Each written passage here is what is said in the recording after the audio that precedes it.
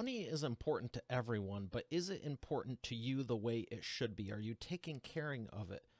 Taking caring of it? What? Are you taking care of it the way you should be? Do you have the same habits in your personal life as your business life and professional life? I am excited to have Jonathan DeYoe on today's episode because we're going to be talking about mindful money and how you can stop just doing whatever with it and you can start managing it better. So, I'm going to read some of these off because he has been a trusted voice on so many different platforms. I don't want to skip them, but I love it when this happens because I can do 1, 2, 3, 4, maybe even 5. Like here, well, you've seen them here, here, and here, but this is a litany. We got Business Insider, Huffington Post, Yahoo Finance, Wall Street Journal, New York Times, San Francisco Business Times, Money Tips, Mind Body Green, NerdWallet, The Motley Fool, Market Watch, and many more. I'm excited to bring them up. Jonathan DeYoe, right after we thank our sponsor. Every business needs a book, including yours. Visit freebusinessbookpublishingcourse.com today to learn the 7 steps to publish and promote your nonfiction lead and profit-generating business book in 8 weeks. Once again, that's freebusinessbookpublishingcourse.com. Here he is, ladies and gentlemen, Jonathan DeYoe. Jonathan, thanks for causing me a first world problem of having to read off your rap sheet there because it's very impressive and so are you. So how are you feeling today? I'm feeling good. It's impressive, but it's because I've been doing this for 25 years. That's very few per year if you think about it. Well, it's still impressive, and I know you can't get there just making the stuff up. So I'm excited to have you share your wealth and wisdom because so many people I find, whether they're personal or business, let me just ask you. I'm going to reframe this. Would you say the way you do one thing, whether it's personal or business, you're doing it the same and the opposite? Yeah, I think we have certain grooves of the way we behave, the way we do things, and those grooves persist, whether we're doing things personally or in business or in a family gathering, or it's who we are that determines what we do. Okay. Because I heard this quote a while ago from someone smarter than me. I don't know who said it, but it was something to the effect of you don't have a business problem, you have a personal problem in your business. Yeah, that could very well be. And it's applied to me many times in the past as well, I'm sure. So that brings me to the full circle of the mindful money, because if you have a business, it doesn't magically mean, okay, everything's perfect. On the contrary, I believe it's just amplified. So what are you doing to help people be more mindful with their money? So, I mean, the first thing we do, and this is sort of countercultural, if you think about what our world does when it focuses on money, is we're focusing on market timing, we're focusing on what's happening in the economy right now, we're focusing on whatever the catastrophe or the headline of the day is. So the first thing we try to do is try to eliminate that in terms of helping people understand how little it matters in the long term. And lots of ways to do that. The first way is obviously to think long term, which means starting things with a financial plan rather than trading or investing. If you base your investing on what your plan calls for, then you're going to invest in things that are not dependent upon today's variable. And it's the dependence upon today's variable that get people into the most trouble. And so we try to avoid that as much as we can. So when people are only focusing on today's issues, what does it keep them from doing long term? Well, anything. Like if all you're doing, there's two really important things in that. The first is we actually can't control what happens next.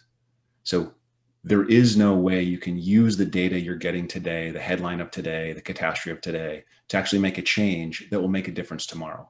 You can't predict what happens next. You can't control what happens next. So with a little bit of humility, you can get to the second thing where, okay, what can I do? What are some of the levers I can pull that will actually help me, as you say, long term? And there are things like basic financial literacy education, and start with a financial plan based on your own values. Understand yourself, understand what you want, where you want to go. Once you have that down, the daily headlines don't matter as much. That's a good point. And I love that you said focus on your own values. If you were to recommend to anyone, what's the first thing they should do when being mindful about their money and turning it around? Would you say the values are the number one thing, or is there something else? Yeah. So in the book, we talk about there's three steps. There's three different sections of the book. The first section of the book is really about the illusions, the stuff that we're told that's just not the case, or the stuff that the experiences or the narratives we get that just aren't true. The second section of the book is, well, if that's not true, what should you focus on? And the very first step, the very first thing you should look at is what's important to me. So there's all this, I mean, there's enormous amounts of literature on success, getting to success, creating success, being successful, tons and tons. Go to any self-help, go to any bookstore, go to Amazon. There's just thousands and thousands and thousands of titles. The fundamental thing when anyone talks about success is, what is it? And it's not a universal. It's different for every single human being. So understanding what your values are, what your purpose is, and then layer some goals that are very personal on top of that. I don't know what you're doing if you're not starting with that. You're just shooting from the hip, or you're just doing what you saw on TV last night, or you're doing what your parents expected of you, or what your friends or peers expect of you. If you don't go deep and figure out stuff for yourself, what you want, what's important to you, then I don't know how you define success. So the very nature of success requires some self-reflection to begin. How would you define success? Never, never a light question here. So success for me, I want to be a great father, and I want to have free time. And so for me to have free time, a lot of things have to, be in place, but I want to not have to do what I'm supposed to do in that moment. I want to have the choice, whatever the thing is. And that free time comes with all kinds, just a slew of huge benefits. But it's hard to get to free time. And I know many people that are CEOs that run great, successful businesses. They've got zero free time. I also know people that are monastics who have zero free time because they've got everything prescribed. So there's this thing in the middle that you got to figure out between, giving everything up or attaining everything. What's important to you? Pursue that thing. Can you elaborate on monastic? I have I mean, no idea literally what that monastic. is. I mean, literally monks in a monastery. Oh, okay. My graduate training is in Tibetan Buddhism, and so I spent 7 years studying philosophy and comparative religion, and I had a bunch of Tibetan monks. I know some Indian monks. I know some Chinese Chan monks, and they all it looks like they have all this free time, but it's all pretty prescribed in how they live their lives, and that's fine. Nothing wrong with that. That's their thing, right? I see what you're saying. So normally I'd look it up, but I'm in the middle of hosting the show. So I always look up stuff if I don't know it, but I'm like, can I pull this off on the other monitor right now? I'm just going to ask. No, I get what you're saying, though, because if you have no time in the world, you could have all the money, and that's not, that better for you than having no time and no money. But at the same point, like you're saying, monastic, you could have it looks like all the time in the world, but if it's so regimented, you're saying the component in there is that freedom to choose what you want to be doing with your time. Yep, exactly. And not How do everyone you wants. decide how much you're going to work versus how much you're not? Again, you go back to what your goal sets are, what's important to you. And we had a brief conversation earlier about, I lost my brother 6 weeks ago, and that changes what my belief system says. Like, I used to believe, as one of the most important things when I think about what's important to me, one of the things on the list has always been achievement. Now, when your brother dies at 45, you have to ask yourself the question, is that really on the list of most important things? Because it can happen to anyone, anytime. So if that's the case, then there's lots of other things that should be above that. And for me, it's you get a shock, you re-reflect, you think about it. And I'm sorry for your loss again. That's unfortunate. Yeah. Thank you. Since then, what has changed, and what are you looking at now for the next 5, 10, 15 years? Instead of I'm sure you still have achievement, but I'm sure you drop down the priority at least 10 pegs or so. Yeah, it's top 10. It's probably not top 6 as much. Okay. One of the things my brother did really well is my brother engaged his family. Like, so when the pandemic started, they withdrew from most of their activities, the kids' activities, and they started doing more things jointly together. So I already do a bunch of stuff with my family. We do stuff together, but the importance of that, given the recent past, is just unbelievable. It's huge. So he conscientiously said, "Hey, we're going to do more stuff as a family." About a year before he passed. That's, we should all just wake up and say, you know what, tomorrow isn't guaranteed. Those things that are important with the people who you love should absolutely be at the top of everyone's list. And this, if you live past 45, if you live to a ripe old age of 90, 95, those people who you spend time with, those will be your most important people then too. That will be the source of the vast majority of your happiness, those relationships. So to squander time with humans to achieve more stuff or things or whatever is a mistake. And that's a mistake that I think I can say that I've made in the past. It's a mistake that I'm going to be watching for in the future. Good for you. Good for you. What you mentioned there's three parts of your book. Yeah. What would the second part be? The second and third, I'll just tell you now. I'm going to ask you about both of them. So the first part is a series of illusions. The second part is and that's the stuff that, you know, we have a sense of what's important, that's not important. The second part is the values. It's the purposeful work. It is relationships. It is health. It is those things that we should use as the foundation of a financial plan. And then the third section is actually once that's the foundation, what are the steps we create to do the math and create our own financial plan? If I were to dive deeper here, since we're talking to entrepreneurs, I love your framework, and I think it's very accurate, and I agree that you should have the values as first and foremost because, like you said, 40 years from now, 50 years from now, whatever the case is, heck, even next year, I mean, this last year, what? You can't ever get the time back, but you can always make more money. If someone's listening to this right now, and I know they are,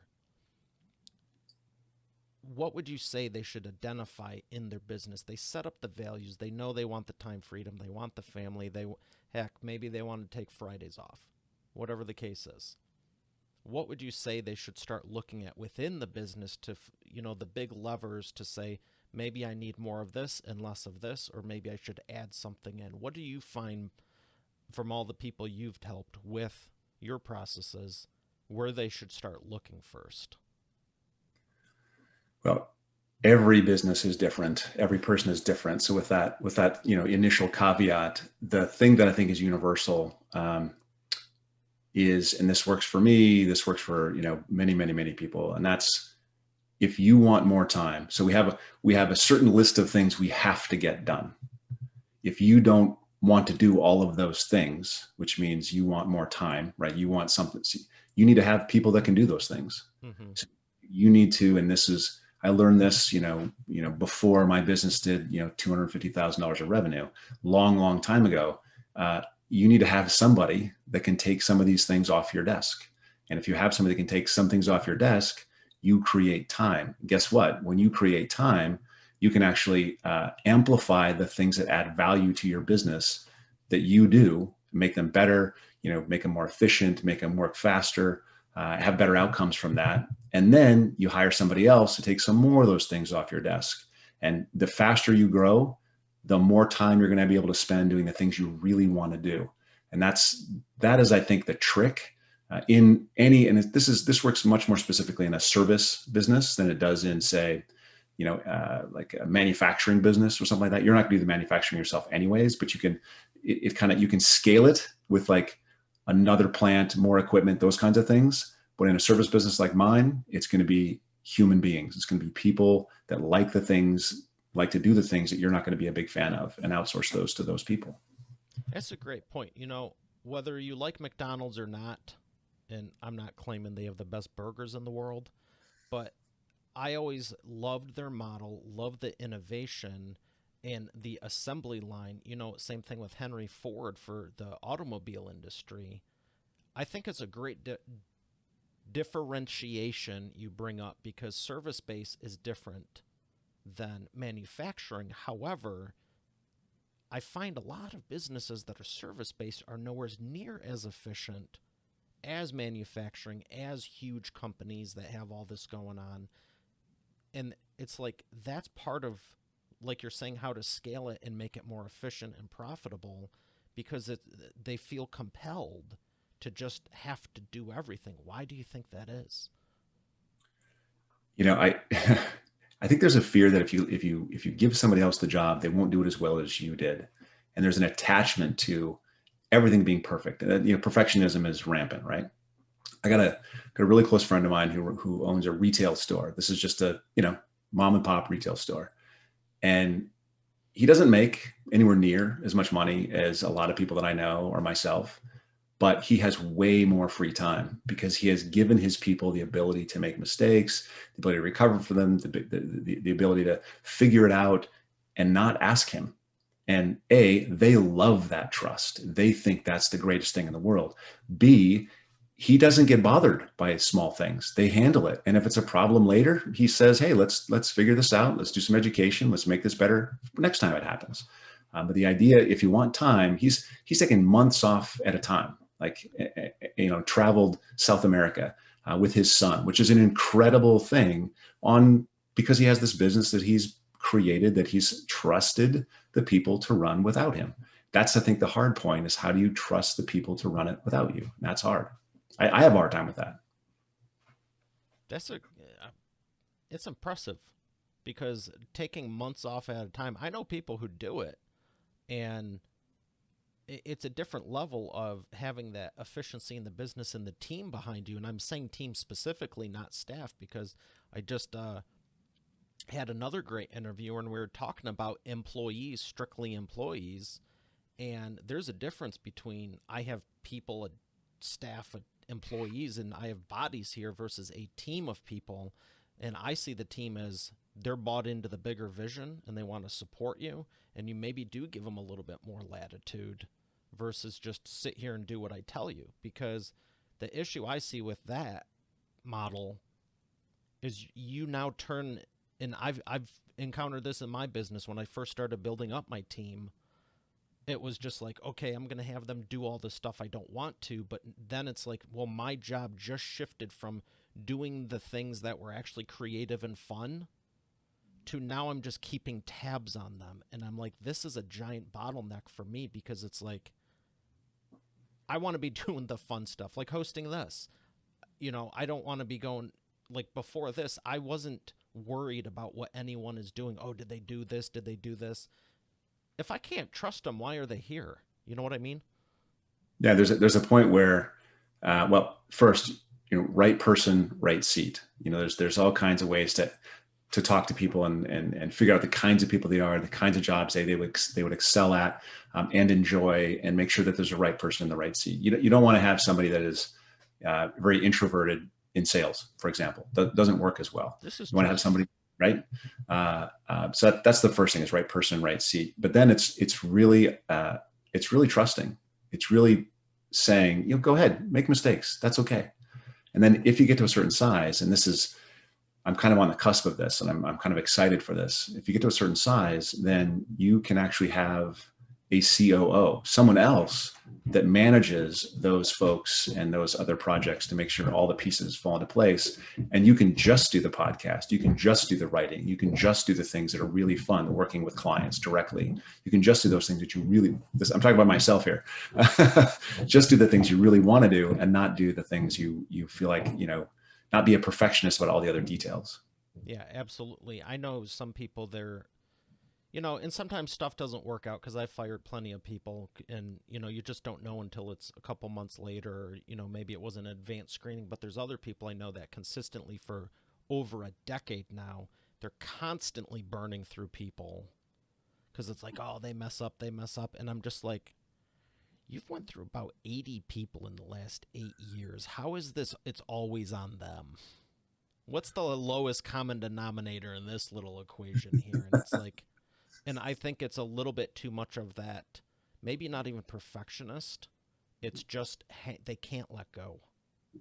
So maybe they do trust them, but it's not enough to say, hey, here's the keys to the castle. I'm trusting you to actually run this part or division so you can free it off my mind. What would you say for someone in that scenario? Someone that's having a hard time trusting, or someone that's got a Just space. letting go to that part of their business to free them up from other aspects. I mean, you have a choice. You either hold on to it and you do it yourself forever, or you let it go. I mean, there's really, you have to take that step if you're going to get bigger, because you cannot, we have a limited, we have a limited amount of time. There's a list of stuff we have to do. You could always pair the stuff you do. That's going to affect the final product in a different way. So if you want to grow, and again, go back to those values, if that's important to you, then you have to release it. It's not a choice issue. It's something you have to do, and you just got to be okay with it. And so you will waver until you stop wavering. You'll waver until you do it and discover, okay, this will work. There's this another good quote. It's something to the effect of, and I didn't come up with it, but it's something to the effect of, life will keep giving you the lessons if you don't learn them.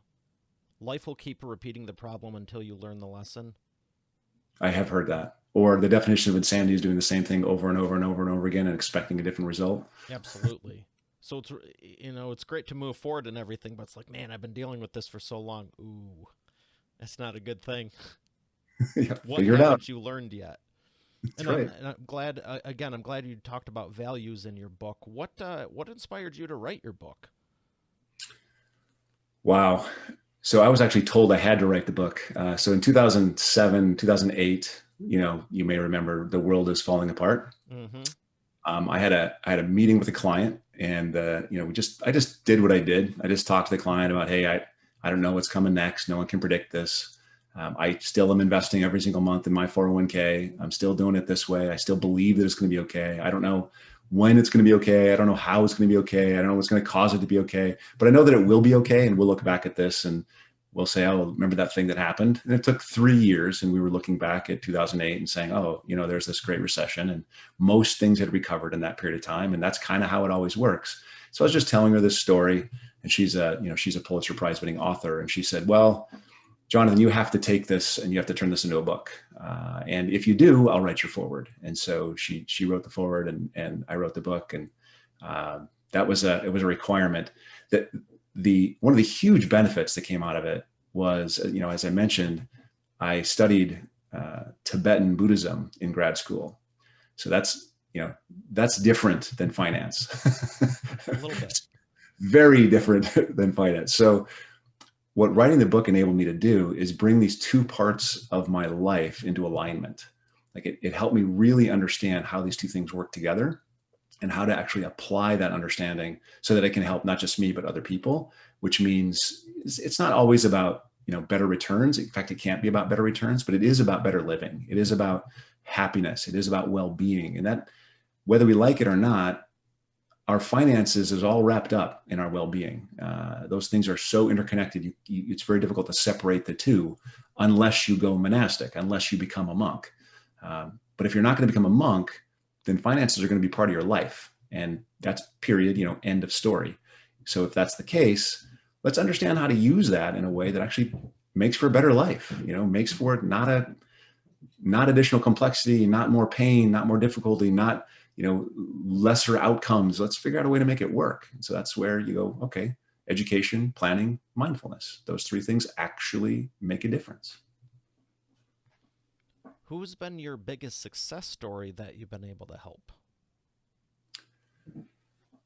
So when I think about the biggest success story, I don't really have a single, this is the thing that was awesome. I mean, I've got young clients who retired, late 40s. I'd say that's an enormous success story. And they did that because they did the plan. They saw how much they had to save so they could do what they wanted to do and retire early. That's great. That's a great success story. But I also have clients that had too much in the way of assets, owned a lot of, when they bought their first house, they bought a, massive house that was way outside their range. And we got them to see that in a long-term financial planning process. They sold that house, went to a smaller house because they didn't really want the big house, but they thought they were supposed to have the big house. So that's what they did. and they were able to save more and they were able to get there. So that's also a huge success.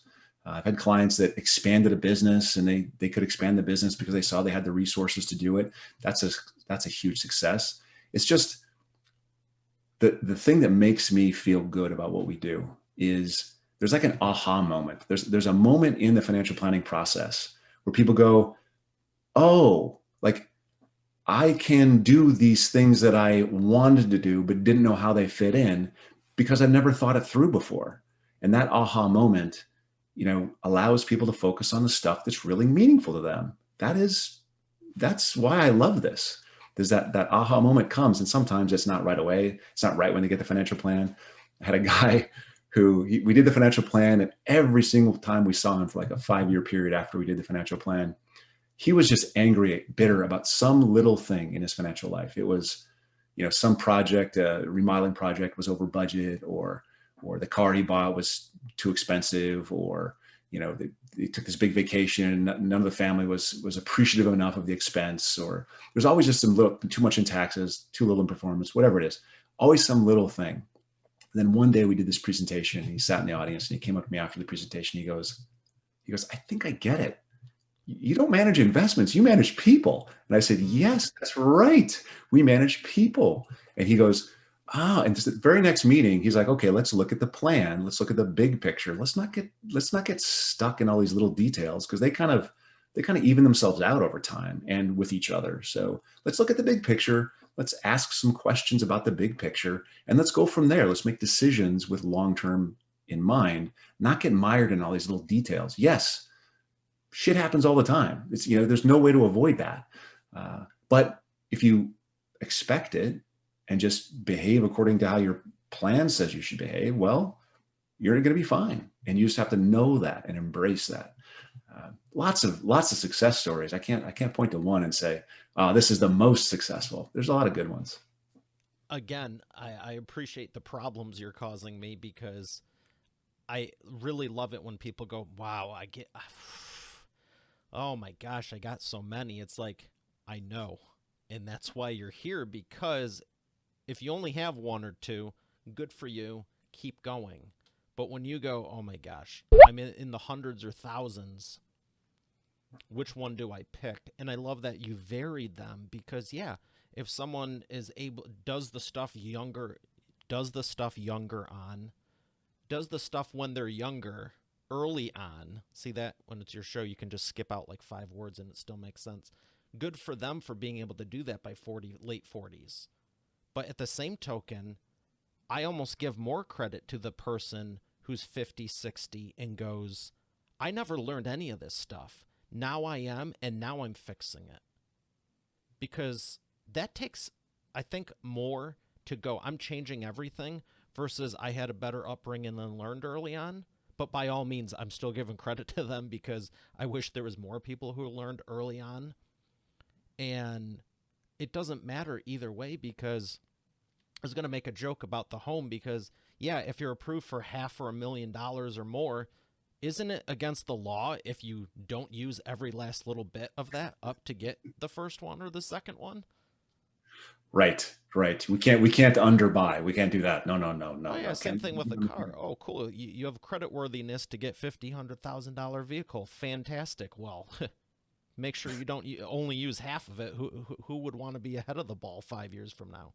Right, exactly. And it's always that trade-off, and that's the fundamental when it comes to financial planning. Not every business, but when it comes to financial planning, it's you want to find the trade-offs that you will embrace. You want to, okay, these are all the things that are important to me. These are all my values. This is what I want to have in my life. Prioritize, pick the top 3, 4, focus on those. If you let other things go, the top 3, 4 happen faster. What are the trade-offs you can make and embrace? You make them happily, knowing that those top 3, 4 are the things that are going to come true, and they're going to come through in a way that wouldn't have happened had you not focused. That's the whole thing. That's the entire package. That's why you do a financial plan, for sure. I had a real good question, and it just temporarily slipped my mind, about money, and it had to do with, oh, that's it, savings. Whew, thank you. What is the savings rate now, and what do you think it really should be? the average savings rate for Americans now, and what do you think it should be? So I'm not. So it's a very interesting question because right. So there's two things. The first thing is it's completely up in the air right now. It has totally changed. The last year, with all the federal money that got pumped into things, we saved a lot more. Now we're just starting to spend again. So I don't think we actually have a good idea about the current savings rate is. I think Well, let's say before over the the last 10, 20, 50 years, like in which direction has people's money trended for yeah. savings? So we've saved less and less and less over time, right? I think it was down around 6 or 7% before the pandemic. So it's, and what should it be? Well, frankly, my dad set a minimum for me at 10%, but I wish he would have set it at 20%, and that would have been a much better thing. However, I'm not as worried about averages. I think that every individual's got to figure it out for themselves because frankly, there are people. I have clients that are artists or clients that are authors, and so they can actually, or real estate agents, like they can do what they do into their 70s. They don't have to plan for a post quote unquote retirement period. They can work for as long as they want to work. And those people that are authors, we have an author who's getting a musician who's getting royalties from a song that he wrote that was produced by one of the best artists in the 60s, Janis Joplin. So he continues to this day to get royalties on a song that he wrote that someone famous sang. That's huge, right? He doesn't have to quote unquote retire. He still has an income from this. If you have 20 of those songs, he's got a few of them, right? Then you're in great shape. At the same time, if you write a book, you continue getting royalties as long as that book is important, as long as people want to read that book. If you're an artist, you can continue doing your art for a long period of time. There's a lot of therapists, there's a lot of people out there that they don't make a huge living, but they can continue doing that work for a long period of time. Now, so what? What does that mean? Well, if I can work into my 70s and 80s, I don't have to save as much. So this is how much you save depends just as much upon what kind of work you do as it does upon what your values and goals are. This stuff all comes together in a planning process. And this isn't, I've had people come to my office and, hey, have you done a financial plan? Oh yeah, here it is. And they show me a pie chart of their investments, right? I'm like, that's, where's your cash inflow, cash outflow? Where's your spending on your parents? Where's your spending on the kids? Where's your retirement income? Oh, that's not here. This is our plan. This is, our advisor at whatever bank of somewhere said this is our plan. And so we have a plan. No, you don't have a plan. You haven't actually done any values. Say again. I said, you don't have a plan. You have a pie chart. You have a pie chart. Yeah, that's all you got. That's all you got. And that happens all the time. And if you haven't done the internal work, if you haven't embraced the things you're going to let go of, you're like, I don't have the resources to have that, annual trip to Jamaica. So I'm not going to do, if you don't ever make that decision and think about it, you're just going to spend money. So what the average savings rate, I'm not as worried about that. As a culture, it says something when we save less and less and less and less. It just means we spend more and more and more and more. That's probably not a good indicator long term. But I'm worried about the individuals that are sitting in front of me far more than I'm worried about resolving the culture. I don't have the power to fix that one. Okay. And that's fair. And I appreciate the honesty. It's all I'm ever looking for. Great answers. This whole thing. I got two more questions for you. One of them, it's real easy. Yellow or black? Yellow. All right. I'll spin the wheel of whatever. Do you think it's going to land on your question right there? I have no idea. All right. Yellow. Here we go. Here's the question. If you could change one thing in the financial industry, what would it be? I would limit the ability of people to predict and then get all kinds of airwaves with their predictions. No one has any idea. Just stop listening to predictions. Oh, okay. Very true. Very true. Well, thank you for that. We're going to thank our sponsor and come back for the imperfect action round. You're already the expert, but have you transformed your expertise into a tangible asset that will generate and qualify leads while increasing profit for you 24/7? And if so, how well are you promoting it? With the Expert Authority Effect publishing method, it's easier and faster than ever. Visit freebusinessbookpublishingcourse.com today to learn the 7 steps to publish and promote your nonfiction lead and profit generating business book in 8 weeks. Visit freebusinessbookpublishingcourse.com to get started now. Once again, that's freebusinessbookpublishingcourse.com.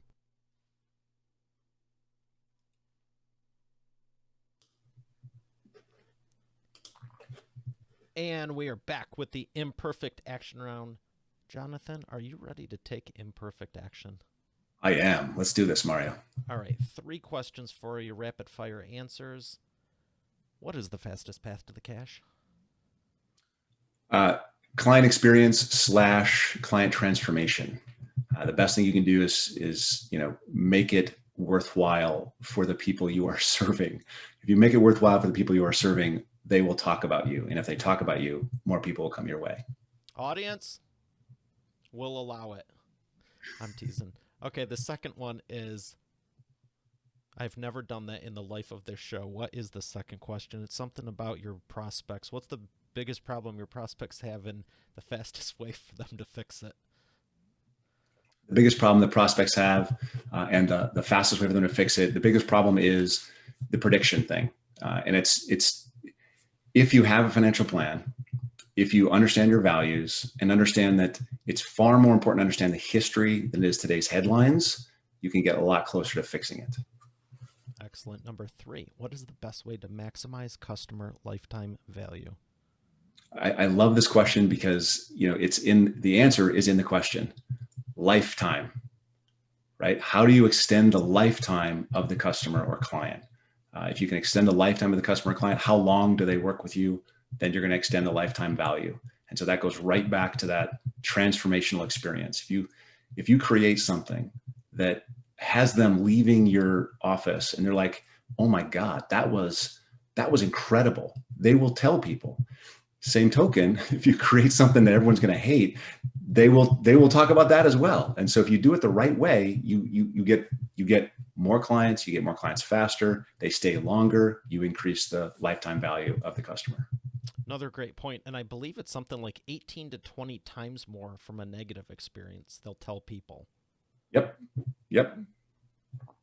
Wow. What books would you recommend to Expert Authority World?